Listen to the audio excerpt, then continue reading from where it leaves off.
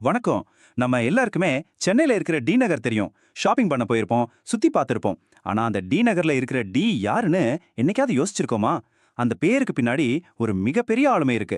வாங்க, அவரை பத்தி தான் இன்னைக்கு நம்ம தெரிஞ்சுக்க போறோம். ஆமா, இதுதான் இப்போ முக்கியமான கேள்வி. யார் இந்த தியாகராயர்? ஒரு நகரத்தோட முக்கியமான பகுதிக்கு அவர் பேரை வைக்கிற அளவுக்கு அப்படி என்னதான் செஞ்சார்? வாங்க பார்க்கலாம். முதல்ல பிட்டி தியாகராய செட்டி. அதாவது நம்ம தியாகராயர் யாரு, இன்னைக்கு இருக்கிற சென்னைக்கும் அவருக்கும் என்ன சம்பந்தம்னு சிம்பிளா பாத்துருவோம். அவர் வெறும் ஒரு அரசியல்வாதின்னு மட்டும் நினைச்சிடாதீங்க.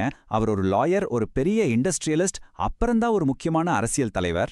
1852 இருந்து 1925 வரைக்கும் வாழ்ந்திருக்காரு. சொல்லப்போனா அந்த காலத்து மெட்ராஸோட அரசியலையும் சமூகத்தையும் உருவாக்கின முக்கியமான சிற்பிகள்ல இவரும் ஒருத்தர். சரி, அவரோட அரசியல் வாழ்க்கைக்குள்ள போறதுக்கு முன்னாடி ஒரு பிசினஸ்மேனா அவர் எவ்வளோ பெரிய ஆளுன்னு பார்க்கலாம். ஏன்னா இது நிறைய பேருக்கு தெரியாத ஒரு விஷயம்.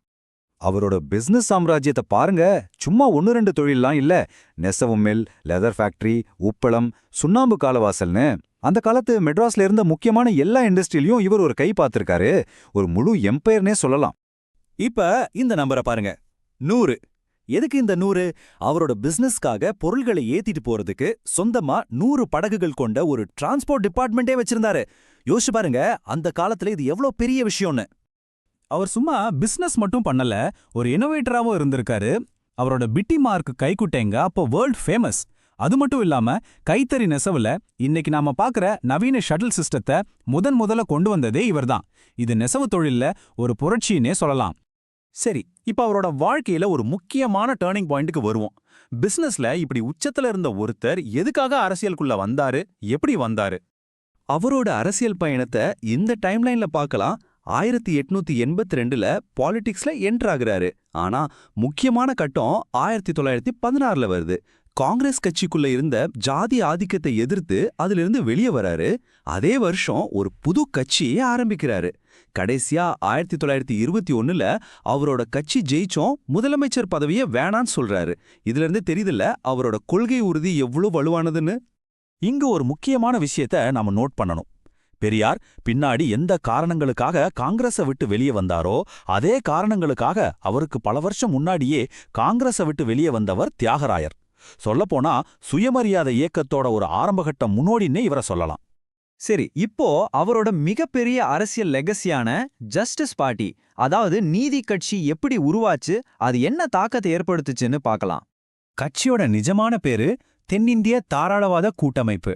ஆனா அவங்க ஜஸ்டிஸ்னு ஒரு இங்கிலீஷ் பேப்பர் நடத்தினாங்க. அதனால மக்கள் அத ஜஸ்டிஸ் பார்ட்டினோ, அதாவது நீதி கட்சினோ கூப்பிட ஆரம்பிச்சாங்க.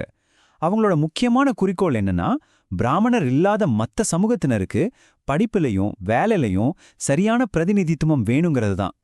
இங்க தான் தியாகராயரோட அந்த ஸ்பெஷல் குவாலிட்டி வெளியே தெரியுது.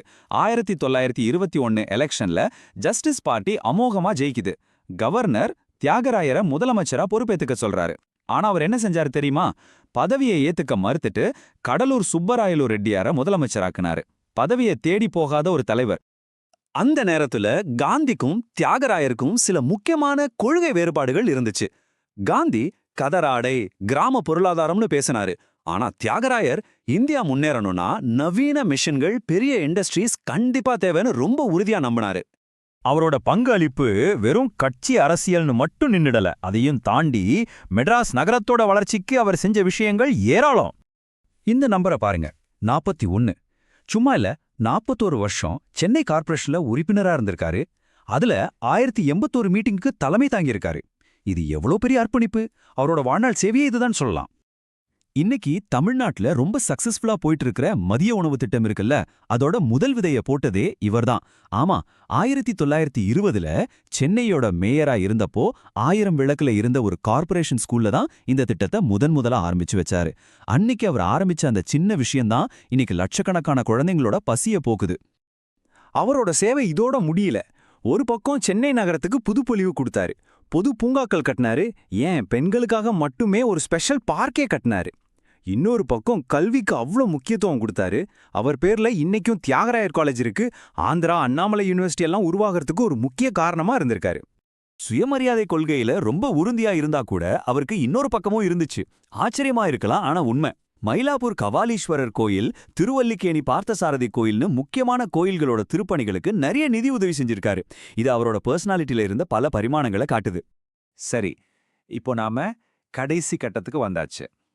தியாகராயர் செஞ்ச விஷயங்கள் எல்லாம் சரி, ஆனா அதோட தாக்கம் இன்னிக்கும் இருக்கா?